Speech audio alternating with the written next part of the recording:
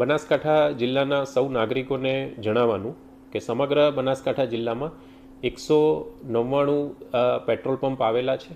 હાલમાં તમામ petrol pump ઉપર 31 લાખ લીટર કરતાં વધારે પેટ્રોલ અને ડીઝલનો સ્ટોક છે.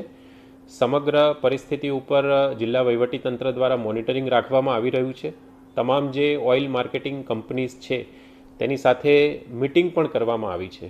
સૌ મારા બનાસકાંઠા જિલ્લાના નાગરિકોને વિનંતી છે કે સામાન્ય દિવસોમાં પેટ્રોલ અને ડીઝલની જે સરેરાશ વપરાશ છે તેના કરતાં છેલ્લા 12થી 24 કલાકમાં 3 ગણો વધુ જે ઉપાડ છે એ આ પેટ્રોલ પંપો ઉપર થયેલો છે, જે દર્શાવે છે કે અફવાઓમાં આવીને કે ગભરાટના લીધે લોકો પેટ્રોલ પંપ ઉપર અનનેસેસરી લાઈનો લગાવી રહ્યા છે.